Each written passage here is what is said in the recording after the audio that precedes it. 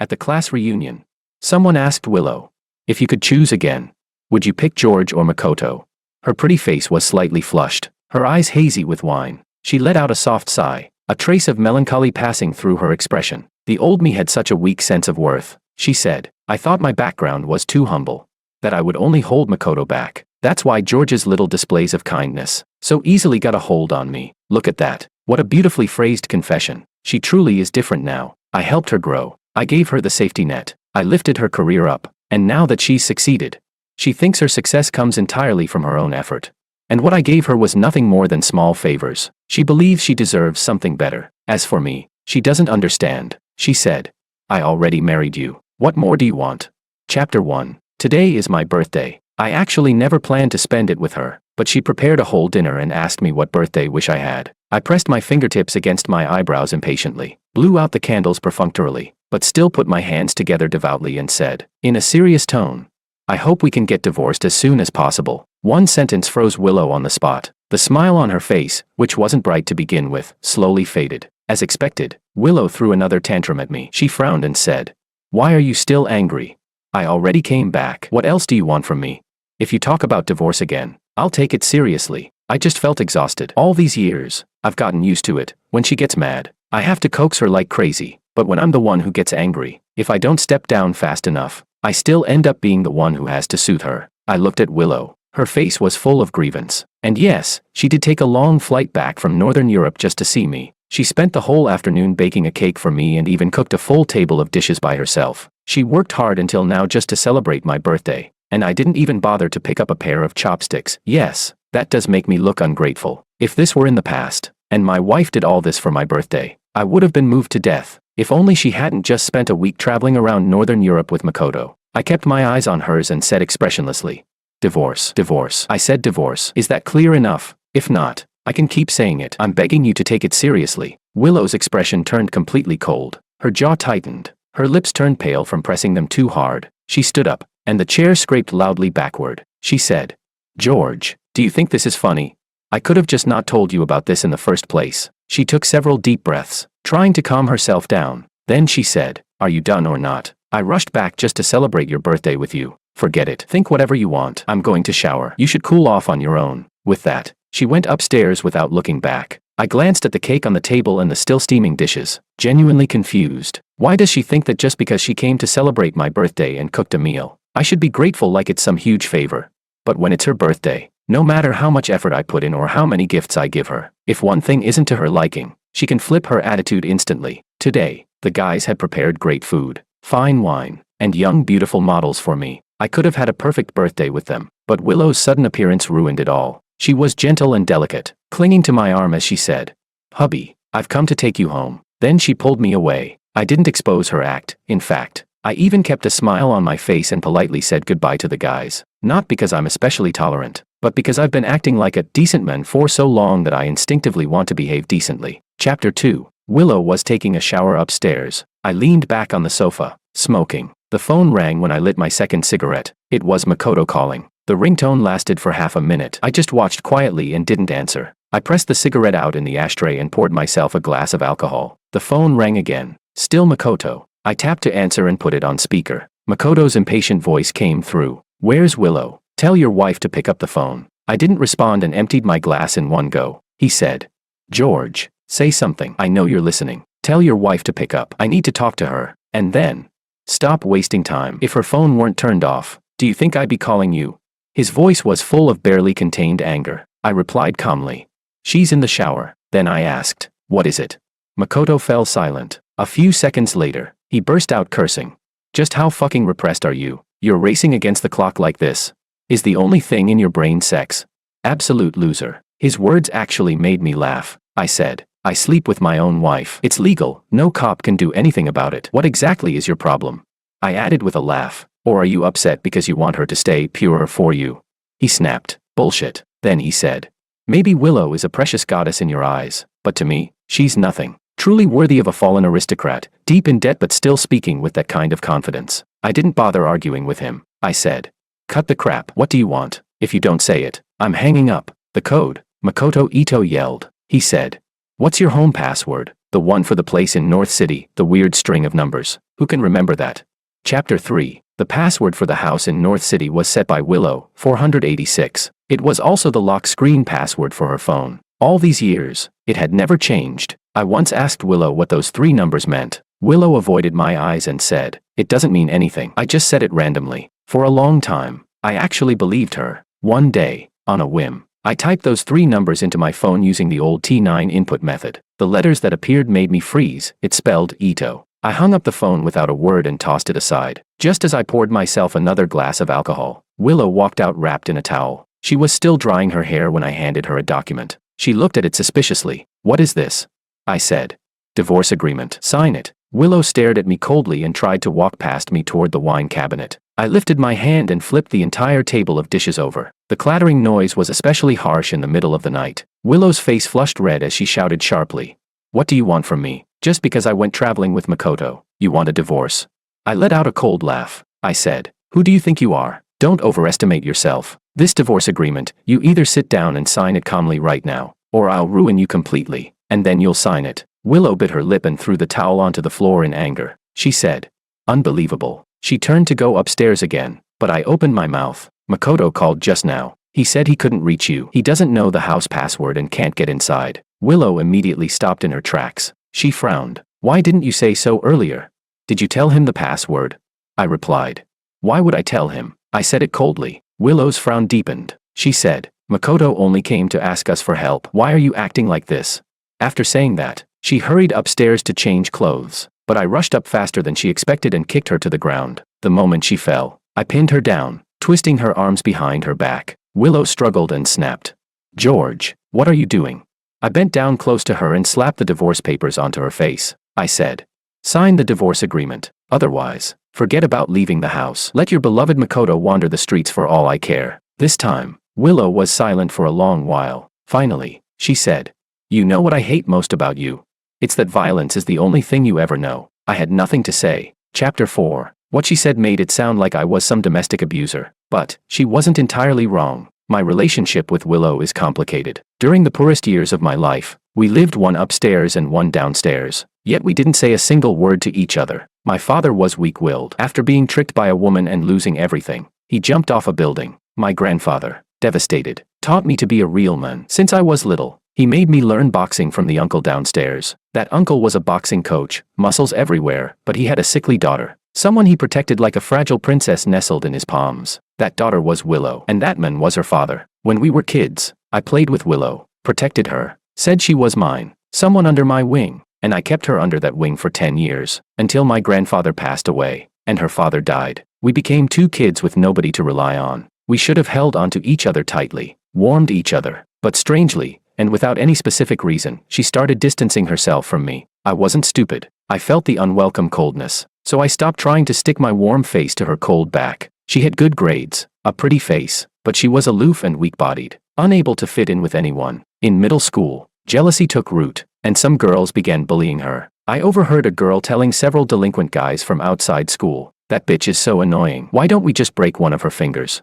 Willow's fingers, the fingers she used to read, to write, to change her life. I followed them and used the methods Willow's father taught me to give them a harsh lesson. I got injured too, but it didn't matter. My skin is thick, I can take it. With my backpack slung over my shoulder, I walked upstairs. Willow was waiting in the shadows, cheeks puffed with anger. She grabbed my wrist and dragged me to her home, took out the medical kit, and skillfully treated my wounds. That was the first time I stepped into her house since her father died. Willow's dad had been stabbed to death trying to save someone. With his skills, dealing with those few guys would have been easy, but one of them had a knife. The blade went into his stomach, was pulled out, and stabbed again. He didn't even hold on long enough to see Willow one last time. The person he saved moved away that night, disappearing without a trace. The murderer got sentenced but couldn't pay a single cent in compensation. Willow knelt in front of the grave, crying so hard she trembled, cursing that her father deserved it, that he was overestimating himself. She said the thing she hated most was people who only knew how to solve problems with violence. From that moment on, she didn't want to talk to me anymore. That day, she kept her head down while she treated the injuries on my hand. Her voice was soft and slow. She said, "George, don't fight anymore, especially not because of me." Chapter 5. Willow had never been treated like this by me before. She angrily signed her name at the end of the document, then threw the divorce agreement onto the floor. She got dressed and slammed the door on her way out. I slept soundly, feeling quite pleased with myself. When I naturally woke up, I called a moving company and began packing things up. When Willow returned, the workers were carrying that huge oil painting out the door. "What are you doing? Who told you to touch that?" Willow got out of the car and jogged over, full of displeasure. The workers looked at each other, unsure. I slowly walked out. I said, "I did. What about it?" Willow bit her lip and snapped, "Are you sick or something?" But the next second, a man's voice came from behind her. "Isn't that my painting, Willow? So you were the one who bought it. Why didn't you tell me?" Makoto stepped out of the car, his gaze filled with delight as he looked at the painting. Willow stiffened and instinctively looked at me. I smiled faintly and said, "No, you're wrong. I bought it." I added, "I must have been blind back then, spent nearly 200,000 on this piece of trash. The more I think about it now, the more disgusting it feels." Back when Willow had just started her influencer career, I worked during the day and still helped her write scripts and edit videos at night. I was so busy I barely touched the ground. Yet I still made time to accompany her. She asked me to go with her to an art exhibition. I didn't understand art. I couldn't tell good from bad, but I noticed she stood in front of one oil painting for a long time. And when she walked away, she looked reluctant. So I spent a fortune to buy that painting as a birthday gift for her. Later, we moved many times. The houses got bigger and better, but the one thing we always took with us was that painting. I thought she treasured it, because it was a birthday gift from me, until she went to Hong Kong to film videos with Makoto. Makoto made a painting, and the signature in the corner was identical to the one on that oil painting. What does it feel like when your entire world is smashed into broken pieces? It's hard to describe. I only know that I squatted on the ground for a long time. My face drained of all color. My teeth clenched so hard I tasted iron. Chapter 6. My words clearly provoked Makoto. He gritted his teeth and charged toward me. He said, "What the fuck do you mean? Say that shit again if you've got the balls." I shrugged. "Trash, trash, trash." I said it 3 times. "So what?" Makoto was burning with rage. Willow tried to hold him back, but he was already losing control, shouting, cursing, trying to start a fight with me. But in the next second, Willow slapped him across the face. Makoto froze in disbelief. He gritted his teeth and said, "What's that supposed to mean? Whose side are you on?" He shook her off and turned to leave, but Willow grabbed his sleeve and wouldn't let go. Her tone was almost pleading. "We still have to meet the director later. Calm down. Okay, I'll explain everything to you in a minute. Just wait for me in the car, please." Makoto shot me a venomous glare. In the end, he swallowed his anger, turned around, and got into the car. Willow looked like she wanted to say something. I looked at her with a faint, mocking smile. I said, "Makoto doesn't know, but I do. You looked like you were stopping him, but actually you were afraid I'd hurt him. No wonder they say a virtuous wife keeps her husband out of trouble. But you're overthinking it. I won't touch him. Hurting myself just to injure him. Not worth it." Willow's expression froze for a moment. She said, "What nonsense are you talking about? I just felt some obligation because of our past. I wanted to help him a little. You don't have to project those filthy thoughts onto me and him." Hypocritical. That was the only word that came to mind. I let out a cold laugh. I said, "Is it that you don't want to marry him?" "No, it's that you're not worthy." Makoto came from a rich family. Back when Willow and I only had 5 yuan of daily allowance, he wore shoes that cost 30,000. A wealthy heir like him, someone we shouldn't even have had the chance to meet. Yet that year, he transferred to our school and studied there for a year. The rich prince took one look at Willow and liked her immediately. He said, "Hey, can I sit next to you?" Willow frowned. No. He tried again. "Can you teach me how to solve these problems?" Willow said, "I don't have time." He confessed, "Willow, I like you." Willow replied, "I don't like you." After being rejected repeatedly, the prince became furious. He started bullying Willow, pouring water over her test papers, dumping a bowl of soup onto her, mocking her plain clothes, accusing her of stealing his belongings. Willow told me not to interfere, but I went to Makoto anyway, warning him not to touch her again, or I wouldn't let it slide. That time, Willow got really angry. She forced me to apologize to Makoto and then helped him to the hospital. She told me, "Makoto is someone we can't afford to offend. Do you understand? We have to endure it. Endure until the day we no longer have to look at people's faces for survival." I always thought Willow hated Makoto, but people are complicated. There is no pure love, nor pure hate, always a mixture, a tangle of both. Willow ignored the workers bustling around the villa, picked up her documents, and turned to leave. She only left one sentence behind: "Do whatever you want." So of course, I did whatever I wanted. I threw away the oil painting, threw away our wedding photos, threw away the master bedroom bed. I even threw away Willow's closets full of clothes and handbags. The last truck carried away my belongings and left in a grand procession. That night, I lay on the sofa drinking until dawn, eyes open until the sky started to lighten before I finally fell asleep. When I woke up, A blanket was covering me, and the entire place had been cleaned up. I wasn't surprised. I didn't think I had sleepwalked or that a thief had broken in. The only person who would know where to find me was Willow. Sure enough, when I walked out of the bedroom, she was cooking noodles. Willow learns everything fast. Back in those years, when we were too poor to afford any ready-made food, she did everything herself, cooking rice, stir-frying, making soup. She could master anything after trying just once, and it always tasted good. I was the complete opposite. She could never understand. She'd say, "Can't you just follow the recipe? Why do you always improvise?" And I couldn't understand her either. I'd say, "It's just missing a scallion without it. So what? Do we really have to go by one?" Those chaotic days were full of the warmth and messiness of real life. But thinking back now, it feels like something from a previous lifetime. She said, "You're up, go brush your teeth, wash your face, and eat breakfast." I didn't move. I said, "This place is premarital property. From now on, don't come here anymore." Willow paused, the hand stirring the noodles freezing midair. She turned off the stove, shut off the vent, and turned around. She asked me, "I can promise you that I will never betray you. I married you. What else are you still dissatisfied with?" Chapter 7. This is exactly what I'm dissatisfied with. She thinks that marrying me is the greatest blessing in the world for me. I laughed and said, "Well, then I must have truly wronged you." When we were 18, we got into college. Willow majored in fashion design and worked part-time as a styling model. I didn't have as many clever ideas as she did, so I sold small items to earn profit margins, and later worked as a sparring partner. In sophomore year, she gained some recognition and became more ambitious. I rented a storefront outside the school and opened a gym, becoming a little boss myself. During the second semester of sophomore year, she opened an online shop selling women's clothing, but due to the high return rate, she ended up losing everything. I cashed out everything in my store, took all my savings, and helped her pay off the debt. At 20, "You never lack the courage to start all over again." She said she would never let me down. I said I would make sure she lived a good life. After college, I wrote programs and software, and started a business with a few partners. She wanted to start live stream sales and needed initial capital. Once again, I covered her, planned strategies for her, and 5 years later, she finally carved out a place for herself. In these 7 years, I supported her for the first 3. In the following 2, she transformed into a successful woman and even wanted to film short dramas portraying a powerful female lead. Once at a high school reunion, they played Truth or Dare. Willow chose Truth. The question was, if you had another chance, would you choose George or Makoto? A question that left me a little stunned, my whole body tensing up, but Willow made her choice immediately. She held my arm and said without hesitation, "Of course George." 100 times. It would still be our George. Later, her best friend asked her, "Really?" At that time, the girls were chatting on the rooftop. Willow didn't bring her phone, so I went to deliver it to her. I happened to hear her say, "Makoto needs someone whose background matches his. I come from such a poor family. Nothing would ever come of it." Her friend asked, "Then what about George?"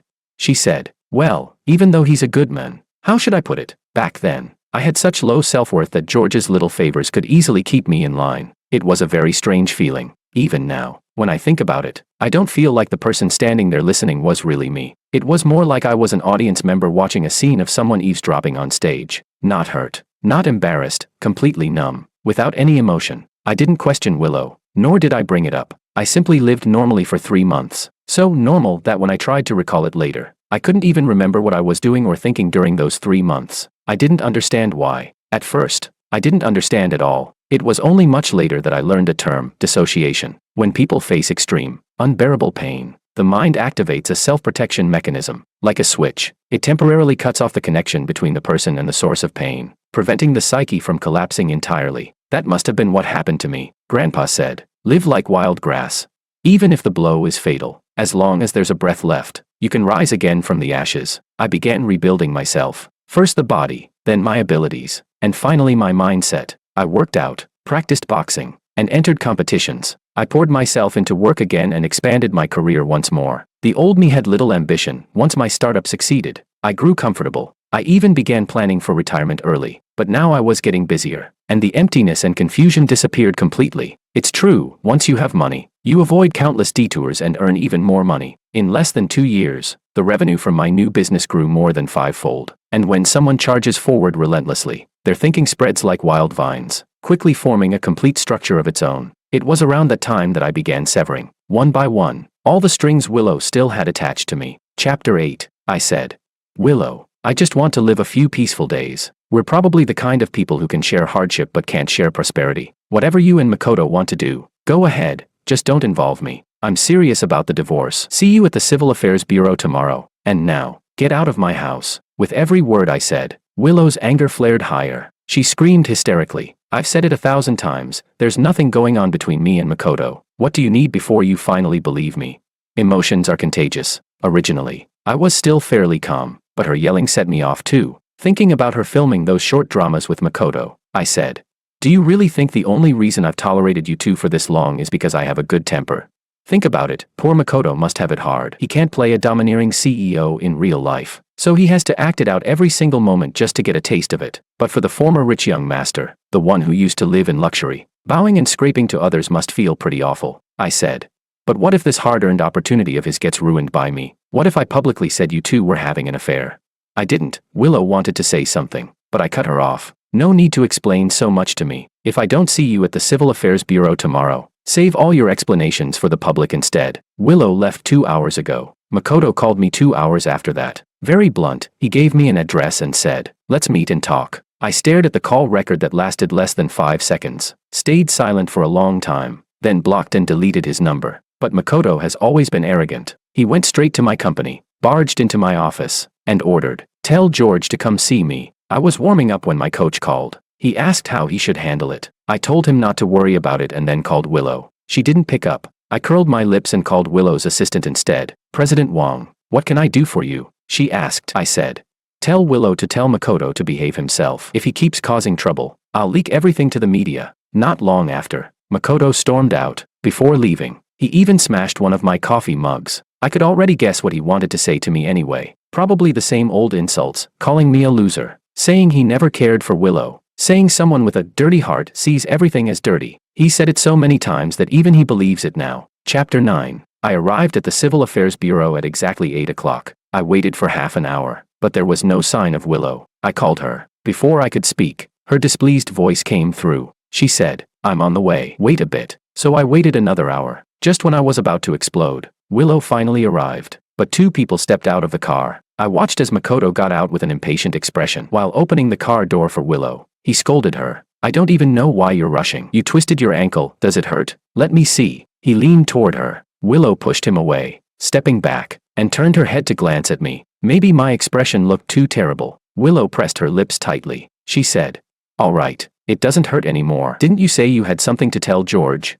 Makoto froze mid-movement. I couldn't see his full expression, but even from just half his face, it was obvious he didn't look happy. Then he turned toward me. He said, George, you really don't have to be so petty. I've said it 100 times, there's nothing going on between me and Willow. If you want a divorce, fine, just leave me out of it. I'm not taking the blame. I just don't get it. He frowned, eyes full of disdain. Is it that in your mind? Men and women can only have romantic involvement and nothing else. Figures. People with dirty hearts see everything as dirty. The more incompetent someone is, the more suspicious they become. Try looking for the problem in yourself for once. I didn't respond to him. I lowered my head and scrolled through my phone. My obvious distraction made Makoto very unhappy. He said, George, I'm talking to you. The next second, Willow's phone chimed with a notification. I lifted my head. I said, you two really think that just because I haven't done anything to you, I'm scared of you?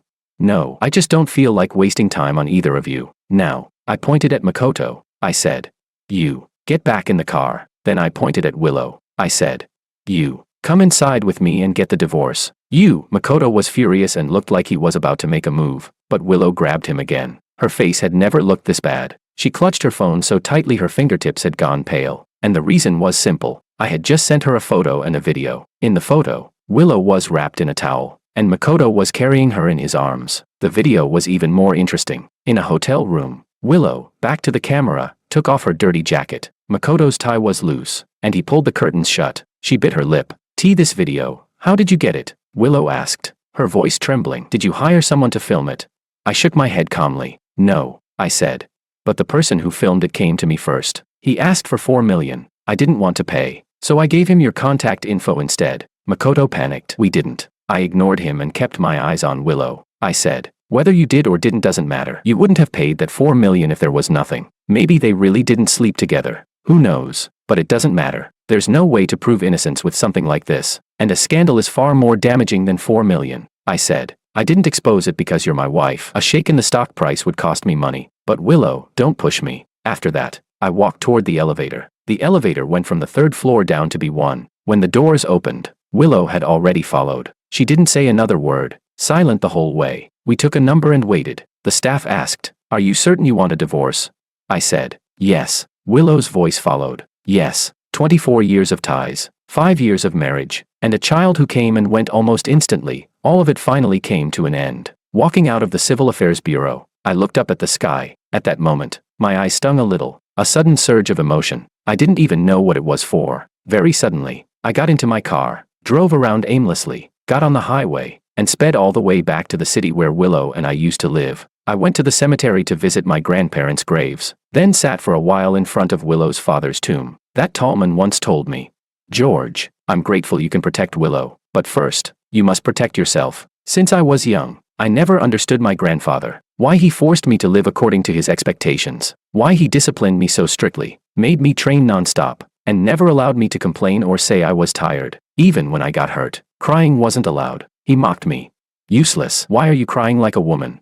His extremity once pushed me into full rebellion against him, until that day, because a girl forgot her umbrella. I lent her mine and walked home in the rain. The grandfather who had always been stoic and steady completely exploded for the first time and hit me. Then he pulled me upright again, and when he looked at me, every emotion was buried deep beneath his eyes. He said, "You can lend your umbrella to someone else, but only on the condition that you don't get soaked yourself. You should know how to respect women, but you must not let a woman control your thoughts, and you must never ignore your own character and dignity." He closed his eyes for a moment, then slowly continued, "I won't be around much longer. I can't accompany you for many more days. What will you do in the future?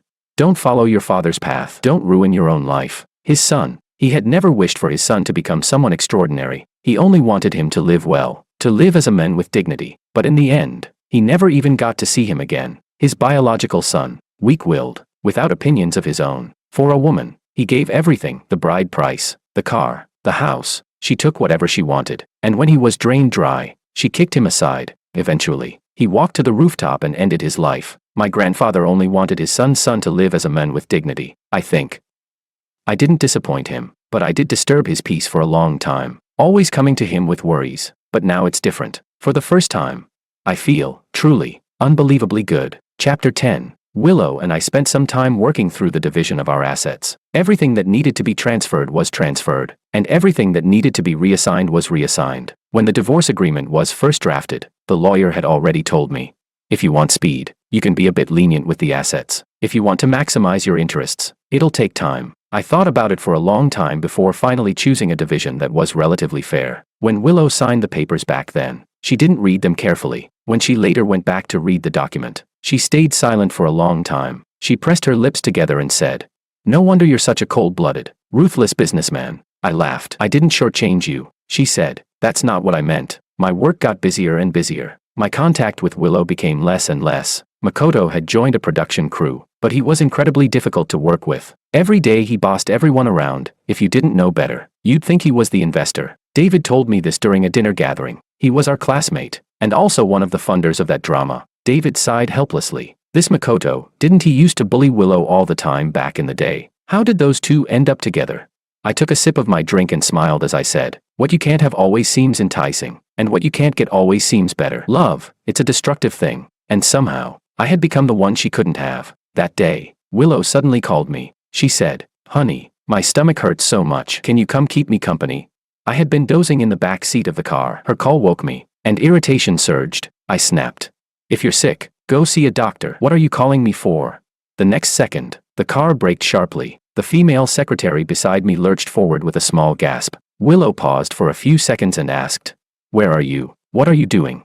I ignored her and hung up. 2 days later, her assistant called in the early hours of the morning. "President Wong, Willow is drunk. She won't let me approach her. Could you come pick her up?"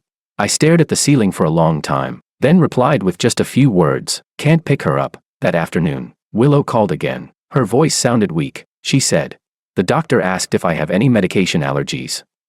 I don't know. In that moment, a sense of wrongness finally hit me. I didn't speak. I could hear her soft breathing on the other end. It had been a long time since we'd shared such a quiet moment. She was busy. I was busy. Whenever we spoke, it was always about something important, never one unnecessary word. People say the more unimportant chatter a couple shares, the happier their relationship is. What is a couple? It's two people who are willing to waste time together, even if it's boring, and still feel content. But something that simple was impossibly difficult for Willow and me. I said, Willow, if you keep contacting me like this, it'll make me think you regret it. Her breathing paused for a second, then it suddenly became rapid. She shouted, What do you mean regret? I never wanted a divorce. You're the one who insisted. You're the one who forced this. I laughed softly. Yes. My voice deepened. I forced it, I said. But isn't it strange? We were husband and wife, and yet I could still control you through Makoto. I continued. You don't have any allergy history. Unless it's absolutely necessary, stop contacting me. Chapter 11. David held a banquet for his son's 100-day celebration, and I was on the guest list. By the time I arrived, the event had already started. I handed David the gift, and he dragged me to chat for quite a while, because he still had other guests to entertain. He pulled over a girl and introduced her to me. He said, My buddy. Then turned to me and said, This is my cousin. She's single. You two talk for a bit. After that, he walked away, leaving just the two of us staring at each other in awkward silence. Once I regained my composure, I politely raised my glass to her. I said, My name is George. How should I address you? She pressed her lips together slightly and said, Anna Sue. She was an empathetic girl, very good at keeping a conversation flowing. Within just a few exchanges, we were already talking comfortably. When she heard that I owned several gyms, she tilted her head and said, My neck and shoulders have been uncomfortable lately. Are there any suitable exercises? I put down my glass and said, I can check your pulse. Do you mind? Her eyes widened. You know how to do that? I replied.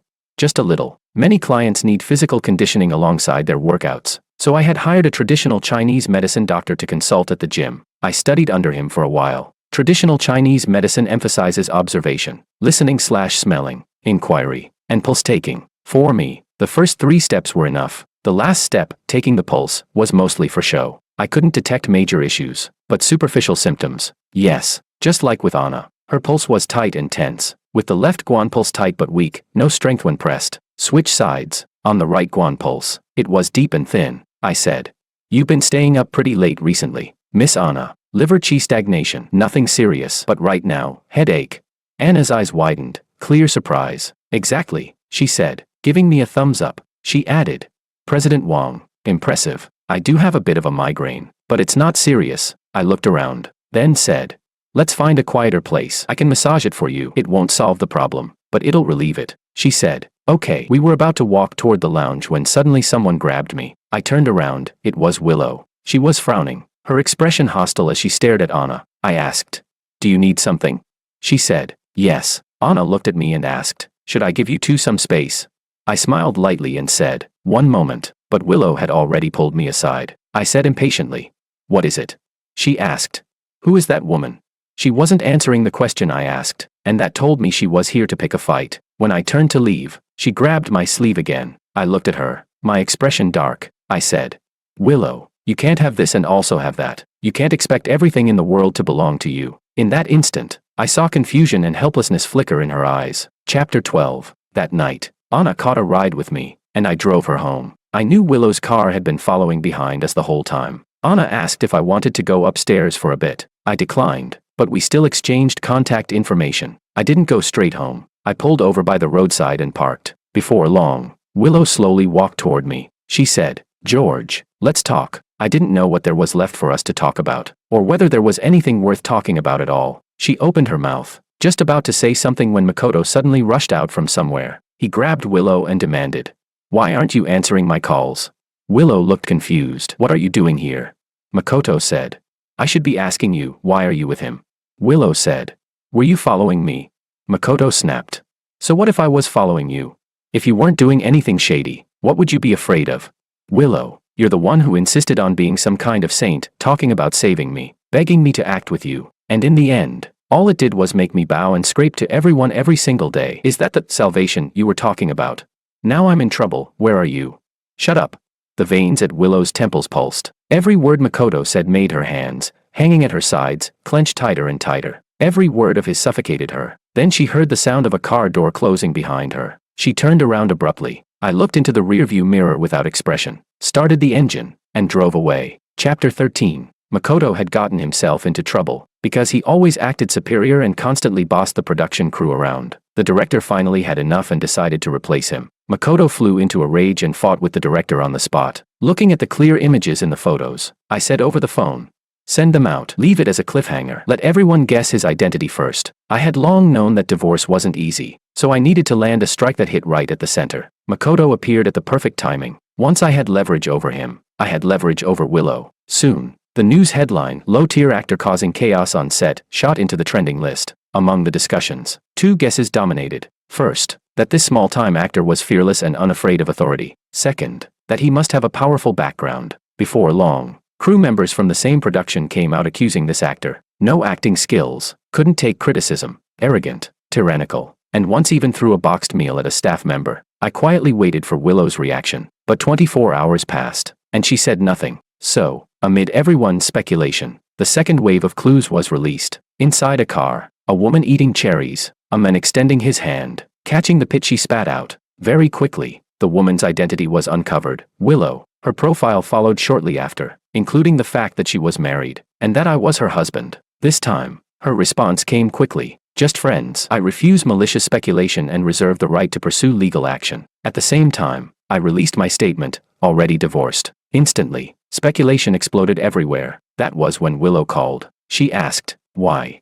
I tapped my fingers lightly on the table and didn't deny anything. I said, "Because I'm not happy." When you found out the Ito family had gone bankrupt, you made 2 decisions. First, to go see Makoto Ito. Second, to get rid of our child. So I also made 2 decisions. First, to divorce you. Second, to make sure you 2 feel some pain as well. Willow hung up abruptly. Then came the third wave of leaks. A video. Willow and Makoto entering the same hotel and not coming out all night. Cheating scandals. Messy relationships. Tangled love and marriage. These things never fail to stir discussion, but their impact is limited. It wouldn't destroy Willow or Makoto completely, but it was enough to make them hurt, just like I did back then, when I unexpectedly found the prenatal test report she had hidden, when I learned she was already pregnant, and right around that time, the Ito family suddenly went bankrupt. Willow learned the news and, without a single moment of hesitation, asked her assistant to book a flight. That day was my grandfather's death anniversary. With my heart already dead and silent, I asked her if she was really going to see Makoto. She complained,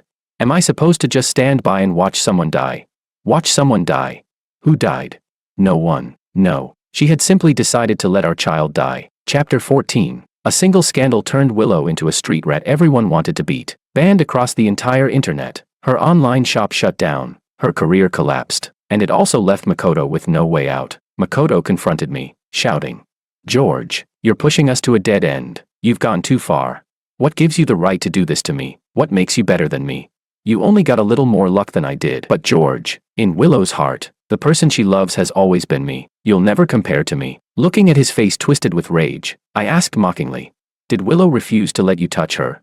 I know her. She rejected you, didn't she?"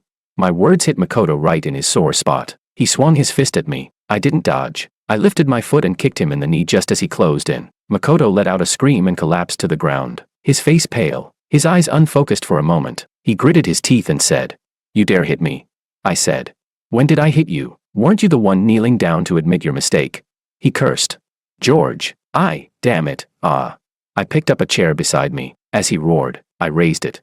As he screamed, I lowered it until it hovered right beside his ear. His eyes were filled with terror, his whole body trembling. I looked at him without expression. I said, "When I hit someone, I don't hold back. Don't provoke me." When Willow arrived, Makoto was on the ground, filthy and kneeling. He tried to lunge toward her when he saw her, but Willow avoided him. With a look of disgust, she waved her hand and told her assistant to take Makoto away. Makoto clearly felt unwilling, but he at least remembered the pain. He didn't say another word. Willow looked at me. She looked worn out, exhausted, her complexion poor. Seeing her like that, if I said I didn't feel even a little pleased, that would be a lie. For a moment, my whole mood loosened, as if something inside had finally clicked into place. Willow understood me. After all, she lowered her eyes and let out a self-mocking smile. She said, "Do you hate me that much?" Sitting in my office chair, twirling a pen, I said, "It's not hatred, not that serious. I simply find you disgusting." I did hate her once, but later, I realized hatred was too strong, too intense to describe what I truly felt. Disgust was more accurate. Clearly, Willow understood the damage of that word. Her hand trembled for a second. Even her voice turned hoarse. She said, "I never wanted to betray you," I said, "but in the end, you were still going to end up with Makoto." She said, "I would never." She sounded confident. I shrugged and said, "None of my business." You can leave, she said in a trembling voice. Honey, I replied. Get out. In truth, I wasn't sure whether Willow would ever let Makoto touch her. I was bluffing, but the result of my bluff was exactly what I wanted. Of course, I didn't care whether anything happened between them or not. I simply wanted to watch the chaos, watch them both suffer. Now I think Willow wouldn't let Makoto touch her for quite a while. And Makoto? Would he get anxious? Would he do something stupid? Good show. There's still plenty of it to come. Chapter 15. Of course, watching the show was only part of life. I was quite busy, too. During this time, Anna and I met for 2 meals. David sent me a string of exclamation marks. Are you trying to become my brother-in-law? I replied with a string of question marks. I said, you're overthinking. We're just friends. Of course, no one would believe that. That day, as usual, I drove Anna home. She asked if I wanted to come upstairs. I smiled and shook my head. I said, no, not today. I've still got a lot to deal with. Need to work overtime tonight. I wasn't stupid. I was a divorced man in my 30s, and she was a much younger girl being this proactive. There had to be a reason. It was an hour and a half later when I got home. Stepping out of the elevator, I saw Willow waiting at my door. She was leaning against the door, squatting on the floor, long legs folded up, looking somewhat pitiful. I looked at her for a while and nudged her with my foot. She swayed slightly and lifted her head, eyes hazy. I said, you have a fever. Willow collapsed in front of my door. Between ignoring her and kicking her while she was down, I held onto the last shred of conscience and notified her assistant.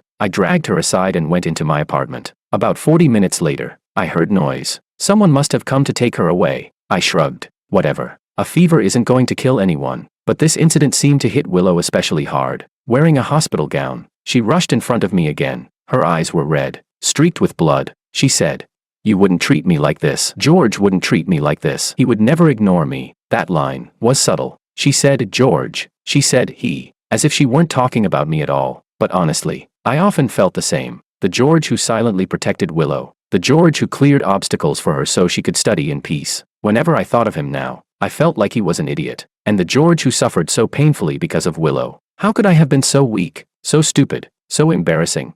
But that was me. And yet, I couldn't even empathize with that version of myself anymore. Still, it didn't stop me from lowering my head slightly, feeling a faint sense of loss, as I said, it's too late. Willow, there's too much between us. We can't go back. Pain.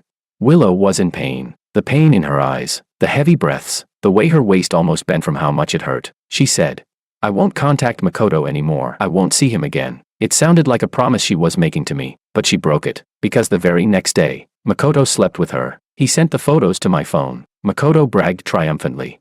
She's mine now. I just laughed. Makoto was finished. Willow. I once thought she was someone with independent thinking, someone different from everyone else. Later, I realized there was one word that summed her up perfectly, pretending. She openly disliked Makoto, rejected his confession, yet privately cherished feelings for him, unable to forget him for years. Was she lovesick? If she were truly lovesick, she wouldn't have ended up with me. We walked through everything together, helping her grow, supporting her career. But when she succeeded, she decided her success came from her own hard work. And what I gave was nothing more than trivial favors. She enjoyed everything good I gave her, yet nostalgically longed for Makoto. So who did she really love? I used to wonder that too. Later, I realized she probably didn't love anyone. She only loved herself. And Makoto? An arrogant, vengeful rich kid. After falling from grace, even Willow grew tired of him. And just like when he was younger, he would inevitably start retaliating again. Dog biting dog, nothing but a mouthful of fur. I hummed a tune while packing my luggage, preparing for a business trip to the capital. The trip would last half a month, mainly for training and exchanges. But before my schedule even ended, Willow did something huge. She took evidence to the police and reported Makoto for rape. When I heard the news, I was in an excellent mood. As expected, Makoto was going to prison. David was the one who told me. By the time I returned from the capital, Makoto had already been detained. Handling any case takes time, but Willow held on tightly to her accusation. Filled with hatred, the entire process, from filing the case, investigation, indictment, to trial, took nearly a year. During that period, countless people came to me asking for updates. I blocked all of them with neither softness nor force, just enough to keep them away. My life continued as usual. The entanglement between Willow and Makoto became nothing more than idle gossip. The only thing noteworthy was a message Willow sent me during that year. She asked me whether I ever regretted meeting her. I didn't give her an answer, but I thought about it for a long time. I think I don't regret it. Those days were painfully hard, so cold it felt like being soaked in icy water. Even breathing carried a chill. And loneliness was an even harsher thing. like vines wrapping around your neck, suffocating you. In those days, I desperately needed someone. Even if that person just sat beside me and said a few meaningless words, it made everything feel a little less unbearable. She wasn't good later on. Those flaws pierced like needles, hurting at the slightest touch, but her companionship back then was real. Her presence gave me slivers of air to breathe. So what was there to regret? At least during that period of life, she was the one who made the days feel not quite so bitter.